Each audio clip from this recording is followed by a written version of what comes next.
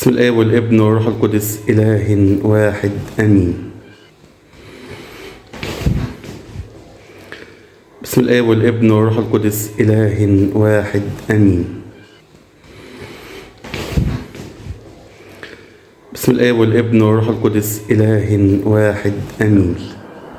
بسم الآب والابن والروح القدس إله واحد آمين. أهلا بحضراتكم في إلهنا القوي. كلمتني والدة مارينا بنت ميلاد وقالت لي في ضيف عندها من إسنا، ومارينا عملت معاه حاجات حلوة لدرجة إنها بتسمع صوت مارينا. أهلا بيك حبيبتي. أهلا بيك. لا نعلي صوتنا. أهلا بيك يا فندم. أتعرف بيكي. أنا اسمي نوال والجيم جيد. أنا من إسنا، من حتة اسمها دير المعالي، وأصلي من الشغب. نوال وجيم جيد من قرية الشغب. أهلا بيكي. أهلا وسهلا بك يا فندم. مارينا بنت ميلاد هي عايشة في القاهرة هنا وانت في آخر الدنيا. سمعت عنها ازاي؟ عرفتها ازاي؟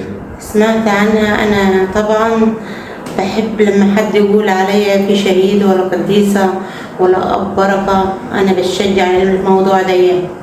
بتشجع الموضوع ده وبحب أكلم أبهاتنا البركة والكلام ده. أنا رحت عند أختي الصغيرة، كانت متجوزة عندنا في الدير. قالت لي في شهيدة اسمها الشهيدة مارينا بتعمل معجزات حلوة. أنا بنت خالتك راحت عنديها وزارتها، وهي اللي جابت رقم التليفون. قلت لها أرجوك ادهوني. راحت نسيتني شوية، رحت اتصلت بيها تاني قلت لها يا أختي اديني الرقم بتاعت مامة مارينا. رقم مامة مارينا. رحت أول حاجة اتصلت بالرقم، كلمت مامة مارينا قلت لها صلي لي عن مارينا. بقيت تصلي لي، خدت فترة كتيرة على الموضوع ده. بعد كده بقيت في بنت عندنا في البلد، بنت عيدة منصور، بتكلمها عادي في التليفون. بتكلم مين؟ بتكلم مارينا، بتقولها مارينا انت ردي عليا، انا عاوزه اسمع صوتك، انت ليه ما ردتش تردي عليا؟ لا ثواني بس. اسمها ايه الاخت دي؟ بنت عيدة منصور. بنت عيدة منصور دي عندنا في الدير المعالي. ثواني بس. الاخت دي بنت عيد ابو منصور. خدت الرقم منك وبدات تتكلم مامة مامة مارينا. هي بتكلمها تجعل هي ان بتكلم مارينا حيه. هي ما عرفهاش ان هي مارينا في السماء. يعني هي اتصلت بيه عشان تكلم مارينا بطريقه مباشره. ما تعرفش راحت السماء. لا ما تعرفش. راحت مارينا ردت عليها. بعد كده قالت لهم انا مارينا ردت عليا بصوت طفله. قالت لها ازاي انت لازم تتصلي وتقولي لمامتها. راحت اتصلت وقالت لها. انا من بعديها انا معايا ولدين عندهم كهرباء. بعد كده مسكت التليفون وقعدت على السرير ومسكت التليفون وبقيت ابكي بحرقه ونفسي موجوعه جدا. قلت لها ارجوك يا مارينا، ارجوك يا حبيبتي ردي عليا، انا عايزاكي تردي عليا زي ما رديتي على بنت عيدة منصور. ارجوك يا مارينا ردي عليا، انا عاوزه اسمع صوتك.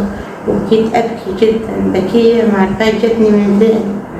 فجأة سمعت صوت مارينا، أنا ما جعلهاش مارينا. رحت قلت لها تاني يا مارينا أنا عاوزة أسمع صوتك.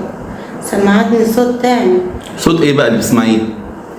تقول لي أيوة، صوت هوا، صوت تنهد، أنا صوت زي أطفال في الشقة. طبعا انا رحت فصلت التليفون واتصلت بمامة مارينا قلت لها يا امي بعد اذنك انت في اطفال عندك في الشقه؟ قالت لي لا هي نوال. قلت لها طب وانا مشغله تلفزيون يا امي؟ قالت لي لا هي نوال، انا حطيت لك التليفون وركبت. هو في حاجه بتحصل ان الناس تطلب من مامة مارينا انها عايزين يحطوا او يصلوا عند مارينا، فمامة مارينا تخش الاوضه وتحط الموبايل على السرير وتطلع بره والناس تصلي. بدأت الناس تسمع صوت مارينا بالفعل. فانت سمعتي وسألتيها اذا كان في حد اطفال عندك ولا، وبعدين حصل ايه؟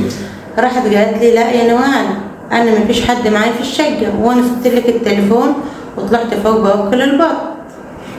قلت لها متأكدة يا امي؟ انا ردت عليا مارينا، انا حبيت اتأكد منك بس هي اللي ردت عليا مارينا. بس من بعدها على طول بقيت اقول للناس وابشر بيها، بشرت بيها الناس كتيرة. بس في ناس كانت كتيرة معلقة ازاي بتسمع صوتها وهي في السماء. اقول لهم صدقوني يا جماعة، على حسب ايمانكم، على حسب ايمانكم انتوا هتسمعوا مارينا ايه بتقول لكم. بس انتوا اطلبوا منيها وقولوا لها زي ما بتسمع صوتك النوال سمعينا صوتك. وحيل اسنا سمعت صوت مارينا، وانا جاية من اسنا مخصوص، جاي من سفر مخصوص عشان مارينا. مريم، حضرتك قلتي ان في حد كان تعبان وتقريبا مات وطلبت شفاعة مارينا. احكي لنا ايه اللي حصل. معايا حماتي، انا كنت في الكوافير. حماتي ابي جوزي. انا كنت في الكوافير ما شفتش حاجة. راحت اخت جوزي اتصلت بيا، كانت معاها اختها الثانية اللي هي بوس. راحت قالت لها امي انا تعبانه. راحت قالت لها مالك يا امي. راحت اشتغلت تنادي على الميتين، تقول تنادي على اخوها وتنادي على امها باسمهم. وبعد كده قالت له برضه كده اجيت يا ملاك مخيل. وبعد كده راح الشخرت ماتت. بنتها طلعت صرخت في الشارع، وبنتها الثانية صرخت قالت لها برضه يا مارينا، برضه يا شهيدة مارينا، أمي داخلة بالصورة بتاعتك، لو الحمام لما أخذ داخلة بصورتك طالعة بصورتك حط صورتك صحت. برضه أمي لما تاجي تموت ما تشربش شوية مية يا مارينا، برضه يا مارينا. راحت جابت لها شوية مية بسكر وركتهم، حطت لها أول بخة ببقها ما قبلتهوش نهائي، حطت لها البق الثاني بلعت ريق، حطتها البق الثالث بلعته فاجت. فشخرت هي وقالت له جيت يا ملاك مخيل وصرخوا عليها. ماتت. وبالكلمة اللي قالتها رجعت تروح على الحياة تاني. بعد كده أنا كنت جايبة صورة كبيرة لمارينا، كنت توي جايباها من الاستديو وجيت بيها وقلت لها فردتها. وحماتي كانوا طلعوا بيها على المستشفى، حتى بيتها القديم اللي هي باعته كانت طالبة ان هي تشوفه، واحنا كنا متأكدين ان هي ممكن تاجي ميتة من المستشفى. بس بعد كده جبت الصورة بتاعت مارينا الكبيرة فردتها واشتغلنا نشفع على المارينا. جيت على الساعة 2 امي قالت لي في اي وقت عايزة ترن عليا نوال، لو الساعة 2 ترد عليا. كانت حوالي الساعة 2 ونص بالليل. حرام اشتغلت ارن عليها ما ردتش عليا. قلت يمكن نايمة. رحت اتلميت بعد كده فردت صورة مارينا، قلت لها مارينا انت عملتي لي معجزات بعيد من صورتك وبعيد من التليفون. انت توقفي مع حماتي وتجيبيها طيب عشان احنا بنحبوها وهي بتخاف على عيالنا، ارجوك يا مارينا. ووقفنا صليت انا وبنت صهرتي وبنت صهرتي الثانية وبنت صهرتي وبقينا نشفع على مارينا. رحت المستشفى ادوها حمى وجات وقالوا السكر كان عندها مظبوط. دي قصة حماتي. من ساعتها زي الفل تخش الحمام مع نفسها، ما كانش تقدر تخش الحمام وتطلع وتقعد زي العسل. بتحبي مارينا قوي انت؟ بحب اموت فيها. انا مارينا عامله كتير معجزات معاها. بالنسبه في ناس كتيره ما صدقتنيش، في ناس كتيره من اسنا ومن الدير ما صدقتنيش. اشمعنى انت بتعمل معاكم معجزات؟ ازاي بتعمل معاكم معجزات؟ طب انا هقول لك على حاجه. انا كان معايا ولدي يوم 4 جاني مجروح في رجله، قلت له خلاص يا حبيبي تعالى نكلم الشهيده مارينا. قال لي لا. قلت له لا يا حبيبي تعالى نكلم الشهيده مارينا، انا جايبه رقم التليفون. بس صدقوني يا جماعه انا ما دستش على الزرار نهائي. بقول لجوزي وطي التلفزيون انا عايزه اسمع صوت مارينا. قال لي يا شيخه زي بعض اطلعي لبره. بصيت على التلفزيون، جاي ابص في التليفون لقيت التليفون شغال مع نفسه. ايوه يا امي ايه عامله؟ تصدقوا يا جماعه مين اللي رد عليا؟ قديسه مارينا. صدقوني وانا امام ربنا بقول لكم على الموضوع ده. بعد ما خلصت كلامي معاها ولسه ما كنتش اتكلمت معاكي؟ اتكلمت معايا، كلمتني وكلمت كراس ابني. اتكلمت ردت قالت لك ايه؟ بقت ترد عليا بصوت هيصه كده وزي ملائكة أو حاجة كده قدامها، أنا ما عارفاش عشان مارينا ساعات بتجيني بكذا صوت مش بصوت واحد. يعني مثلا مرة بتجيني بجرس كنيسة، مرة بصوت تنهد، مثلا مرة بصوتها هي وتعبان كانت، مثلا بصوت مثلا مرة جتني بجرس عربية. حتى أنا استغربت فيها، قلت اتصلت بأمي ساعتها قلت لها يا أمي مارينا جاية بصوت جرس طب ممكن عربية. تمسكي صورة مارينا وتكلميها، ولو هي بترد عليك ترد عليك من الصورة مش لازم التليفون. لا أنا في الصورة أنا وجاية من السفر بقول لها حبيبتي يا مارينا أنت فرحانة عشان أنا جاياكي؟ ببص على الصورة لقيت الصورة بتكبر بالتاج بتاعها وتصغر. أنا قلت إيه اللي جرى؟ طب أنا عينيا وجعاني، طيب أنا طب أبص في صورة بابا يسوع جنبيها مفيش ولا حاجة، بص في صورة ماما العذراء مفيش ولا حاجة، في صورة تانية لبابا يسوع وماما العذراء بص فيه مفيش ولا حاجة، أبص في مارينا تديني نفس النظرات، جود دوت سهرتي، لقيني أبص كده عليه في الكوافير ومتنحة شوية، قال لي مرت خالي أنا شايفك ليكي نص ساعة متنحة في الصورة، متنحة معرفكش أنت باصة على إيه. وبعد كده افتكرت إن في صورة في الحيطة، قلت له صدق يا بشوي أنا صورة مارينا تظهر معايا تكبر وتصغر، بس قلت لها مارينا حبيبتي أنا جاياكي، أنت سامعاني، أنت هتقبليني يا حبيبتي، فرحانة بيا إن أنا جاية مارينا.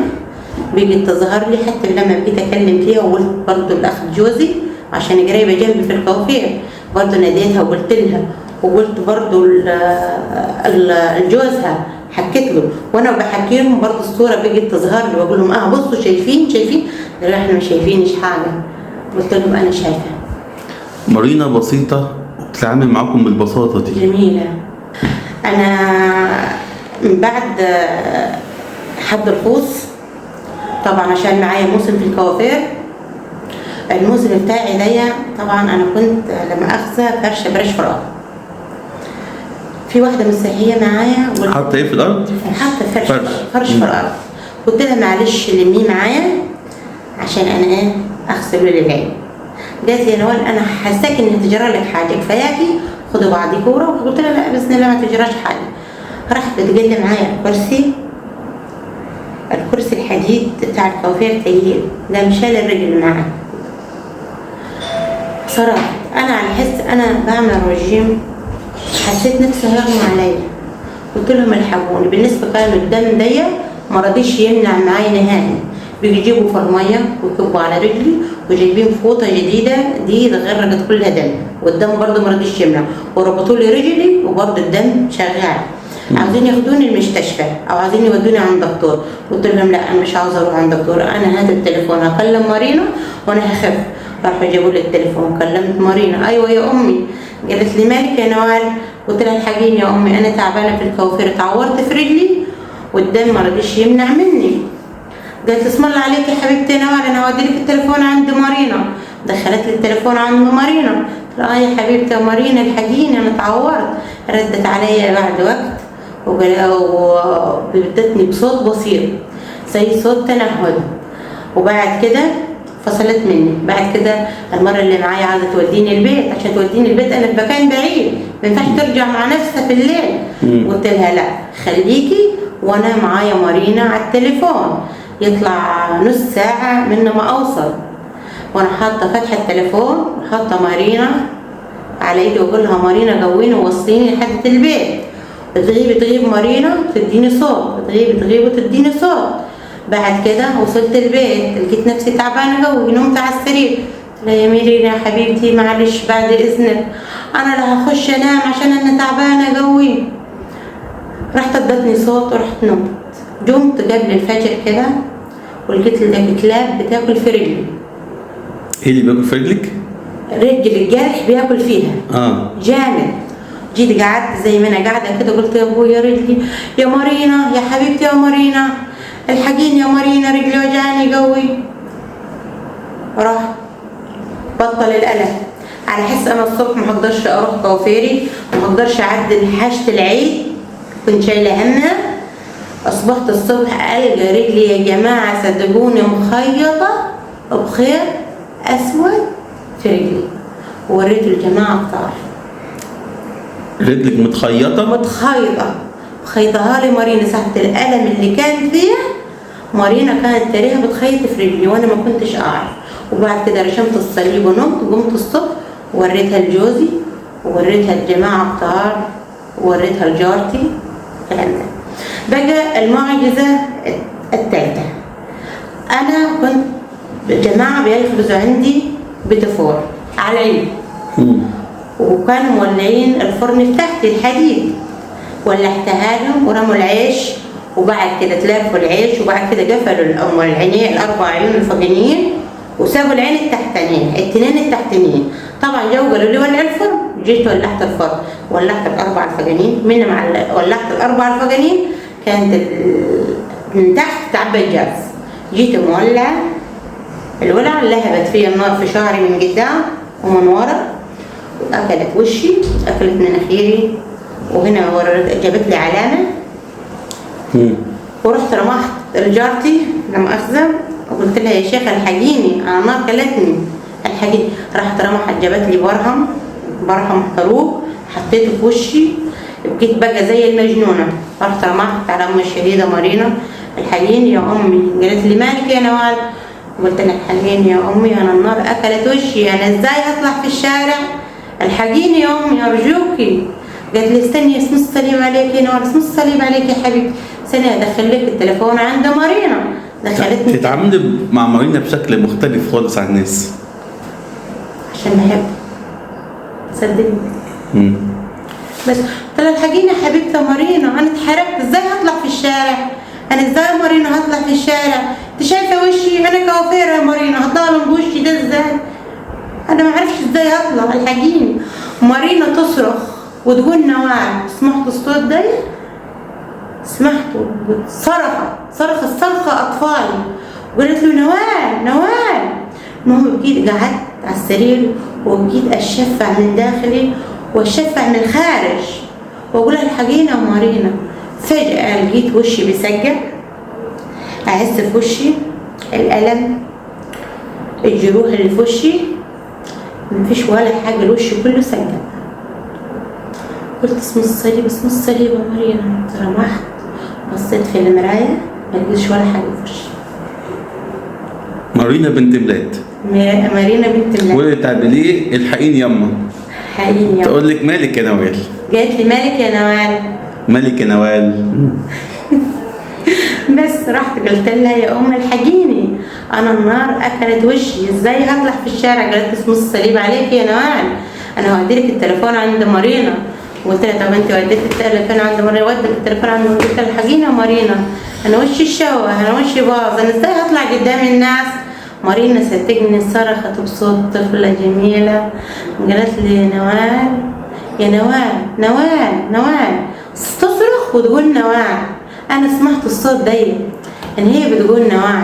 الناس كلها عرفت اسم نوال. مش مهم، اهم حاجه ان انا اقول معجزه مريم. في حاجه تانية تقوليها عن مارينا؟ هقول لك على حاجه تانية لمريم. اتفضلي. انا طبعا عندنا فرن بلدي في الصعيد. تاني في الصعيد. ايوه في الصعيد. ايوه. انا جارتي قالت لي تعالي ارمي لي العيش في الفرن. انا كويس كنت عاجنه عجيني. راحت قالت لي انا قلت عليه ارمي لي العيش الاول. رحت رميت لها العيش. احنا طبعا لما اخذها مع احترامي ليكم ونحط كرتونه قدام الفرن البلدي عشان تحمر العيش. حطيت الكرتونه راحت ولعت فيها النار بس تدخين. باجي اتلاف الحديد جت وقعت على دراعي حتى اهبص العلامه، يعني علامه بسيطه قاعده منها. انت موعوده بالحروق ولا ايه؟ انا عشان ببشر بمارينا خلي بالك هتحصل لي حاجات كتيره لسه وانا مستعده. انا مستعده. بس بانت صوابع في الدقيقه اتنفخت ايدي.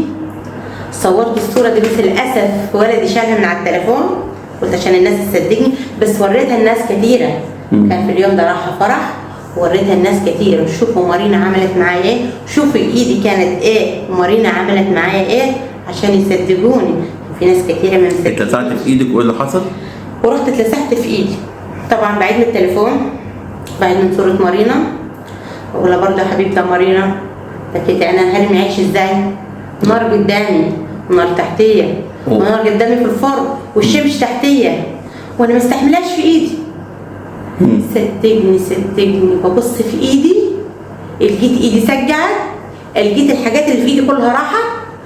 يا ميمينة الحقيني. قالت لي مالك يا نوال؟ قلت لها انت مأمنة ببابا يسوع؟ مالك يا نوال؟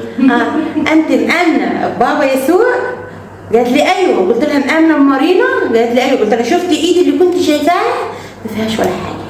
قالت اسم الصليب. قالت لي نوال انت حاجة كبيرة جوه مع مريم. في موضوع تاني بقى، احنا ماشيين في القطر حصل معانا موقف عجيب. هو عدو الخير عامة يعني ما عاوزنيش اجينا، ويمكن ما عاوزنيش اقول حاجة على مريم. اللي حصل ان انا من الفجر، لا مؤاخذة يعني مع احترامي ليكم في الكلمة اللي هقولها، حبيت ان انا اخش الحمام جاني مغص. المغص ده قاعد معايا من الفجر، عاوز اخش الحمام ما عرفاش. رحت عديت، ما فيش. القطر ده معباي ناس، بالنسبه للناس اللي لقح قدام الحمام في القطر ما عرفتش اخش. فاض بي. قلت لجوزي تعالى بينا نعدوا غصبت عنهم. لما لقيني خلاص جوزي راح طلع بيجي يزعج معاهم، يا جماعه عايزين نخش الحمام ازاي؟ قلنا قال خلاص تعالى ننزل من القطر. نزلنا من القطر، واحد اشتغل يقول له لا ما تنزلش من القطر، القطر اللي هيمشي. قال له يا عم خليه يمشي، انا هوديه من العربيه الثانيه، بالنسبه يفوتني يدخلني من العربيه الثانيه. القطر ماشي وسابنا. بقيت ارمح عيالي الثلاثه في القطر، كراس وبشوي، لا كراس وبشوي ودلال الثلاثه. والقطر ممكن نسافر مصر، يعني بعد مصر يسافر اسكندريه. وجيت زي المجنونه انا عاوزه اركب القطر، واحد ورايا يقول لي ما تركبيش القطر هيلف، ما تركبيش القطر. وانا ما عاوزه اركب القطر، حتى لو حد تلفاني عاوزه الناس تتلفاني القطر، ما حدش راضي. وفين جوزك ساعتها؟ وجوزك ساعتها كان فين؟ جوزي معايا وحافي وماشي حافي، ويقول لي الله يسامحك ويجي يتكلم معايا كلام ما ينفعش اقوله. المهم رحنا ركبنا توك توك عادي، وبعد كده ركبنا. وعيالك فين؟ عيالي في القطر. يا نهار اسود. سبت احنا ركبنا بقى عربيه ملاقه عربيه عشان توصلنا مصر نلحق القطر. المهم تليفوني بشنطته في القطر مع العيال، والعيال ما سمعوش، والولد الكبير نايم، ويرنوا عليه من البلد، ويرنوا على تليفوني مفيش. جيت اقول لها مارينا ارجوكي يا حبيبتي، وشوف الوقت اللي خدته من مصر، من عند الهنا لمصر، يعني خلي الواحد بالنسبه جسمي ده بيجي يتنفض جدا. بالنسبه كنت عايزه اقول بتاع الهنا ده نزلني في اي حته، واطلب مارينا والقلم يروح مني شويه، اطلب مارينا وكل دوت ولسه عايزه تعملي الحمام وتعبانه. ولسه عايزه اروح الحمام وهجن وعرفت بقى ميه وخلاص ما في. اخر حاجه دلونا عند كافيتيريا. بعد كده طلع بينا فين؟ ركبنا المترو، ومن المترو احنا في العربيه نشربنا. الواد رد على التليفون قال له بابا خلي اي حد ينزلك في المحطه. بس حلمت حلم الاول، حلمت مارينا جاياني بشبه بنتي دولاجي، بس هي مش دولاجي عشان هي كبيره شويه، ولابسه تيشيرت احمر وعامله شعرها ضوافر، وهي التيشيرت الاحمر بتاع مارينا. يعني انت حلمتي ان مارينا انا مع التعب بتاعي حطيت راسي انا عايز اخفيت 5 دقايق، ما استنيتش 5 دقايق والتليفون رن بتاع ولدي، عيالي اتلبوا. وهذا التيشيرت بتاع مارينا اللي انا حلمت بيه، صدقني هو ده كل اللي حصل. يعني انت سبت عيالك في القطر؟ سبت عيالي في القطر وكنت تعبانه، وبعد كده شفعت بمارينا وشفت مارينا في الحلم. وفي الاخر لقيت عيالك فين بقى؟ عيالي رنينا على التليفون، كانوا لسه في القطر، وقالوا للجماعه ينزلوهم ويستنوا في مكانهم ما يتحركوش لحد تحت مرة. ولقيتهم اشكر ربنا ببركه الشهيده مارينا. شفت كل اللي حصل معايا. بصتك عجيبه، لكن مارينا بتحبك وانا بحبك، انا بموت فيها، عشان كده الناس ما مصدقانيش. بعد كده الناس قالت عليكي مجنونه؟ لا مش الناس، قلت لو اتكلمت وقلت كده هما ازاي بيقولوا لي ان هي بتكلمك وفجأة بتكلمك وحدها في التليفون. حتى لما قلت قدام ام الشهيدة مارينا قالت لي نوال لو كنت ما تتكلميش منا من دلو كان معجزة النوال المارينا، عشان الجدع اللي بيقول اكتر حاجة معجزات النوال على التليفون. احنا بنشوفش غير معجزات نوال على التليفون. قلت لها دليلك باقي المعجزات عشان ومرة تاني تقول المعجزة، بس أنا ما قلتهاش لأمي تاني غير حكيتها لها حكاوي، ودلوقتي مباشرة أنا قلتها قدام. المعجزة الأخيرة بقى؟ المعجزة الأخيرة معايا بنتي دلاجي سنها 6 سنين. كنت عناسي بعد حد الخص ثاني يوم. سخنت بقت الحرارة بتاعتها 40. قالت لي يا ماما انا مش عاوزه اروح عند الدكتور ولا اخد حقن. قلت لها ازاي يا دلاجي يا حبيبتي لازم تروحي تاخدي حقن عشان تخفي. قالت لي لا يا ماما انا مش عاوزه اروح الدكتور، انا اديني مارينا هكلمها وانا هخف مش هاخد الحقنه. المهم تبعتها، رحت اتصلت لها بالشهيده مارينا، ردت عليها مرتين. قلت لها اول ما ردت عليها قلت لها حبيبتي يا مارينا، يا مارينا الجميله أرجوكي دي بنتي وحياة بابا يسوع عندك وغلاوة أمك عندك وماما العذراء اللي ترد علي، رد علي يا مارينا. مارينا ردت عليها مرتين، قلت أنا مش عاوزة أروح أخذ الحقنة، ما تخلينيش أروح أخذ الحقنة عند الدكتور. المهم مارينا ردت عليها مرتين، وبعد كده أخدت منها التليفون كلمت مارينا، وبعد كده صبرت ما كملتش ثواني ورحت عند جنب أمي وعن عس رجالين البيت لما اخذها لقيتها مسجعه، اعس ايديها لقيتها مسجعه، اعس اعس راسها لقيتها يعني سخنه شويه بسيطه، والبنت اللي ما كانتش قادره تقوم ثواني تاني عسيت راسها لقيت راسها كويس. قامت بقيت تلعب معايا، قلت لها شفتي يا ماما شفتي؟ قالت الله يبارك فيك شوفيها طريقتي مارينا بنت ميلاد. مارينا بنت ميلاد، وانا جايه مخصوص من اسنا عشان ابين الناس اسنا انه مارينا صح، مش كلام زي ما بيقولوا ده كلام نت ولا كلام تلفزيون ولا كلام. حبيت ان انا ابين لهم، وانا جيت مخصوص تلقوني جايه من اسنا عشان ابين الناس اسنا ونص الشهر والحوالي الدنيا كلها اللي جنبيها ان مارينا تعمل معجزات، وانا هجيب حاجه جميله منيها واخليها عندي في البيت يا ناس اسنا، اللي عاوز يشفع بمارينا يجي ياخدها ويشفع بيها ويجيبها لي تاني. استاذه نوال حضرتك نورتنا في إلهنا القوي. تعيش يا رب يخليك. وعلى قد بساطتك استمتعنا بالكلام معاكي. ومارينا كده بتعمل معاكي البساطه ديت. احنا خدنا بركه كبيره منكم ومن مارينا. ربنا يخليكي. نورتينا يا فندم في إلهنا القوي. تعيش يا فندم.